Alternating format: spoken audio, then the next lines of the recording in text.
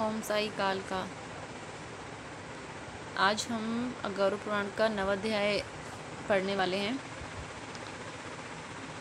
मरणासन व्यक्ति के निमित्त किए जाने वाले कहते हैं। तो जय गुरु माँ, जय माँ काल का। गरुड़ जी बोलते हैं, प्रभु आपने आतुर काल की दान के संदर्भ में भली भांति कहा। अब म्रियमाण व्यक्ति के लिए जो कुछ करना चाहिए उसे बताएं। मरणासन मतलब इधर जो कि मरने वाला हो। श्री भगवान ने कहा, हिताक्षर जिसने विधान से मनुष्य मरने पर सद्गति प्राप्त करते हैं, शरीर त्याग करने की उसकी विधि को मैं कहता हूँ। कर्म के संबंध से जब प्राणी अपना शरीर छोड़ने लगता है तो उस समय तुलसी के समीप गोबर से एक मंडल की रचना करनी चाहिए। वहाँ तिल बिखेरकर कुशों को बिछाएं। तदंतर उनके ऊपर श्वेत वस्त्र के आसन पर शालग्राम शिला को स्थापित करें। जहाँ पाप, दोष और भय को हरण करने वाली शालग्राम शिला विद्यमान है, उसके सानिध्यान में मरने से प्राणी की मुक्ति सुनिश्चित है। जहाँ जगत के ताप का हरण करने वाली तुलसी वृक्ष की छाया है, वहाँ मरने से सदैव मुक्ति ही होती है, जो मुक्ति दान आदि कर्मों से दुर्लभ है। से घर में तुलसी वृक्ष के लिए स्थान बना हुआ है, वह घर तीर्थ स्वरूप ही है। वहाँ यम के दूत प्रवेश नहीं करते। तुलसी की मस्जिद से युक्त होकर जो प्राणी अपने प्राणों का त्याग करते हैं, सैकड़ों पापों से युक्त हो तो भी यमराज उसे देख नहीं सकते। तुलसी के दल को मुख में रखकर तिल और कुश के आसन पर मरने वाला व्यक्ति पुत्रहीन हो तो भी निसंदेह विष्णुपुर को जाता है। तीनों प्रकार के तिल, कुश और तुलसी, ये सब म्रियमाण प्राणी को दुर्गति से बचा लेते हैं। यतः मेरे पसीने से तिल पैदा हुए हैं, अतः वे पवित्र हैं। असुर, दानव और दैत्य तिल को देखकर भाग जाते हैं। हे ताक्षर, मेरे रोम से पैदा हुए कुश मेरी विभूति है, इसलिए उनके स्पर्श से ही मनुष्य को स्वर्ग की प्राप्ति हो जाती है। कुश के मूल में ब्रह्मा, कुश के मध्य में जनार्दन और कुश के अग्रभाग में शंकर, इस प्रकार तीनों देवता कुश में स्थित रहते हैं। इसलिए कुश, अग्नि, मंत्र, तुलसी, ब्राह्मण और गौ ये बार बार उपयोग किए जाने पर भी निर्माल्य नहीं होते। पिंड दान में उपयोग किए गए कुश, प्रेत के निमित्त भोजन करने वाले ब्राह्मण, नीच के मुख से उच्चारित मंत्र, नीच संबंधी गौ और तुलसी तथा चिता की आग से ये सब निर्माल्य अर्थात अपवित्र होते हैं। गोबर से लिपी हुई और कुश बिछाकर संस्कार की हुई पृथ्वी पर आतुर को स्थापित करना चाहिए। अंतरिक्ष का परिहार करना चाहिए, अर्थात चौकी आदि पर नहीं रखना चाहिए। ब्रह्मा, विष्णु, रुद्र तथा अन्य सभी देवता और हुताशन ये सभी मंडल पर विराजमान रहते हैं, इसलिए मंडल की रचना करनी चाहिए।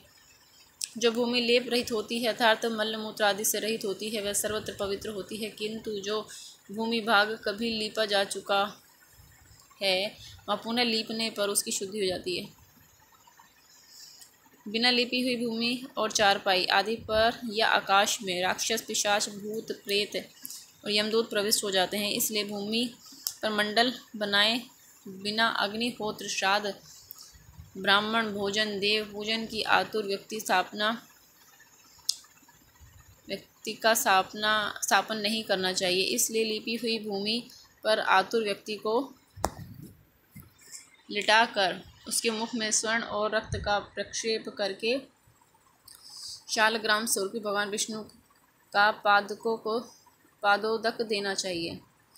जो शालग्राम शिला के जल को बिंदु मात्र भी पी लेता है, वह सभी पापों से मुक्त हो बैकुंठ में चला जाता है। इसलिए महापात को नष्ट करने वाले गंगाजल को देना चाहिए। गंगाजल का पान सभी तीर्थों में किए जाने वाले स्नान दान आदि के पुण्य रूपी फल को प्रदान करने वाला है। जो शरीर को शुद्ध करने वाले चंद्रायण व्रत को 1000 बार करता है और जो गंगाजल का पान करता है, वे दोनों समान है। हे ताक्षर, अग्नि के संबंध से जैसे रूई की राशि नष्ट हो जाती है, उसी प्रकार गंगा जल से पातक भस्मसात हो जाते हैं। जो सूर्य की किरणों से स्वतंत्र गंगा के जल का पान करता है, वह सभी योनियों से छूटकर हरि के धाम को प्राप्त होता है। अन्य नदियाँ मनुष्य को जलावगाहन करने पर पवित्र करती है, किंतु गंगा जी तो दर्शन, स्पर्श, पान अथवा गंगा इस नाम का कीर्तन करने मात्र से सैकड़ों हजारों पुण्य रहित पुरुषों को भी पवित्र कर देती है। इसलिए संसार से पार लगा देने वाले गंगाजल को पीना चाहिए। जो व्यक्ति प्राणों के कंठगत होने पर गंगा गंगा ऐसा कहते हैं, वह विष्णु लोक को प्राप्त होता है और पुनः भूलोक में जन्म नहीं लेता। प्राणोत्क्रमण के समय जो पुरुष श्रद्धा युक्त होकर मन से गंगा का चिंतन करता है, वह भी परम गति को प्राप्त होता है। अतः गंगा का ध्यान, गंगा को नमन, गंगा का स्मरण करना चाहिए, गंगा जल का पान करना चाहिए। इसके बाद मोक्ष प्रदान करने वाली श्रीमद् भागवत की कथा को जितना संभव उतना श्रवण करना चाहिए। जो व्यक्ति अंत में समय में श्रीमद् भागवत के एक श्लोक, आधे श्लोक अथवा एक पाद का भी पाठ करता है, वह ब्रह्मलोक को प्राप्त होकर पुनः संसार में कभी नहीं आता। ब्राह्मण, क्षत्रिय और वैश्य को मरण काल में वेद और उपनिषद का पाठ तथा शिव और विष्णु की स्तुति से मुक्ति प्राप्त होती है। हे खग, प्राण त्याग के समय मनुष्य को अनशव्रत यानी कि जल और अन्न का त्याग करना चाहिए। यदि वह विरक्त द्विजन्मा हो तो उसे आतुर संन्यास ले लेना चाहिए। प्राण के कंठ में आ जाने पर जो प्राणी मैंने संन्यास ले लिया है ऐसा कहता है, वह मरने पर विष्णु लोक को प्राप्त होता है, पुनः पृथ्वी पर उसका जन्म नहीं होता। इस प्रकार हे खग, जिस धार्मिक पुरुष के आतुर कालिक पूर्वोक्त कार्य संपादित किए जाते हैं, उसे प्राण ऊपर के छिद्र से पूर्वक निकलते हैं। मुख, दोनों नेत्र, दोनों नासिका रंध्र तथा कान, ये 7 द्वार ऊपर के हैं। इनमें से किसी द्वार से सुकृत पुण्य आत्मा के प्राण निकलते हैं और योगियों के प्राण तालु रंध्र से निकलते हैं। अपान से मिले हुए प्राण जब पृथक हो जाते हैं तो प्राण वायु सूक्ष्म होकर शरीर से निकलता है। प्राण वायु रूपी ईश्वर के निकल जाने पर काल से आहत शरीर निराधार वृक्ष की भांति गिर पड़ता है। प्राण से मुक्त होने के बाद शरीर तुरंत चेष्टा शून्य, घृणित, दुर्गंध युक्त, अस्पर्श और सभी के लिए निंदित हो जाता है। इस शरीर की कीड़ा, विष्ठा, भस्म रूप ये तीन अवस्थाएं होती हैं। इसमें कीड़े पड़ते हैं, विष्ठा के समान दुर्गंध युक्त हो जाता है अथवा अनंतः चिता में भस्म हो जाता है। इसलिए क्षण मात्र में नष्ट हो जाने वाले इस देह के लिए मनुष्य के द्वारा गर्व क्यों किया जाए। पृथ्वी तत्व पृथ्वी में लीन हो जाता है, जल तत्व जल में, तेजस तत्व तेज में और वायु तत्व वायु में लीन हो जाता है। इसी प्रकार आकाश तत्व भी आकाश में लीन हो जाता है। सभी प्राणियों के देह में स्थित रहने वाला सर्वव्यापी शिव स्वरूप नित्य मुक्त और जगत साक्षी आत्मा अजर अमर है।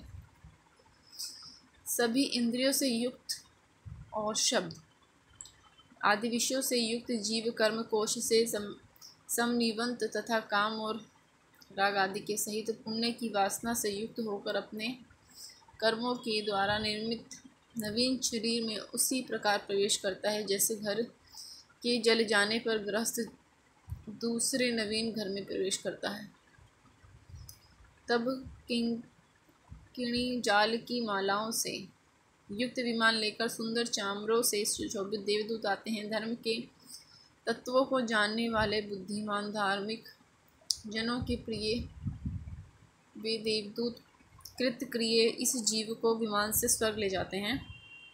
सुंदर दिव्य देह धारण करके, निर्मल वस्त्र और माल्य धारण करके, सुवर्ण और रत्न आदि के आभरणों से युक्त होकर वह महानुभाव जीवदान के प्रभाव से देवताओं से पूजित होकर स्वर्ग को प्राप्त करता है। इस प्रकार गरुड़ पुराण के अंतर्गत सारोद्धार में म्रियमाण कृत्य निरूपण नामक 9वां अध्याय पूरा हुआ। जय गुरु माँ, जय माँ कालिका।